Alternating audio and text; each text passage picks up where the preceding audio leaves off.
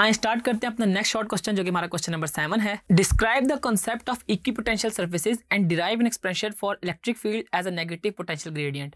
इसमें सबसे पहले आपने इक्विपोटेंशियल सर्फेसेज का कांसेप्ट बताना है और उसके अलावा आपने नेगेटिव पोटेंशियल ग्रेडियंट वाली एक्सप्रेशन को डिराइव करना है।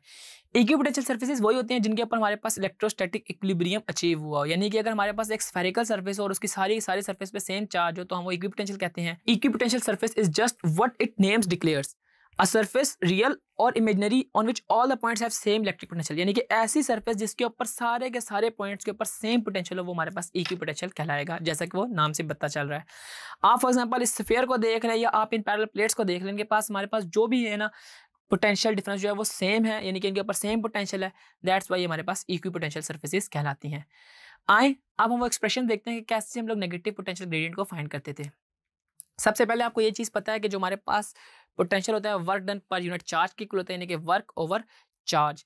और इसमें हमारे पास जो क्यू नॉट है वो टेस्ट चार्ज है और मेरे पास वर्क डन जो होगा वो फोर्स इंटू डिस्टेंस के इक्वल होगा। आपको पता है ना वर्क डन जो होता है एफ इंटू डी के इक्वलेंट होता है, यानी कि एफ इंटू डेल्टा आर। और इसके अलावा हम फोर्स जो है इन टर्म्स ऑफ चार्ज जब रिप्रेजेंट कर रहे थे तो क्यू नॉट ई कहते थे। और अगर मैं की क्यू नॉट ई की वैल्यू डब्ल्यू में पुट कर दूँ तो डब्ल्यू मेरे पास आता है Q naught E into delta are. ठीक है जी, और ई इंटू डेल्टा आर हम लोगों ने वी निकाला हुआ है। तो ये सारी चीज़ें हमारे पास स्टेप बाय स्टेप है जो हमने ऑलरेडी सीखी हुई हैं। अब क्या करते हैं हम इस डब्ल्यू को जब हम इसके अंदर पुट करते हैं तो क्यू नॉट से कट जाता है। क्या किया हमने 1 और 2 के अंदर पुट किए वैल्यू, ये जो डब्ल्यू की वैल्यू थी ना q naught delta V is equal to q naught E into delta r कर दिया। क्यू नॉट से कट गए तो मेरे पास remaining delta V is equal to E into delta r आ गया और ई की वैल्यू यहाँ से मैं निकाल लेता हूँ, that is minus delta we over delta R. तो ये हमारे पास एक नेगेटिव पोटेंशियल ग्रेडियंट वाली एक्सप्रेशन थी। ये हमने अपनी कॉन्सेप्चुअल वीडियोस में भी इसको काफ़ी डिटेल में सीखा था।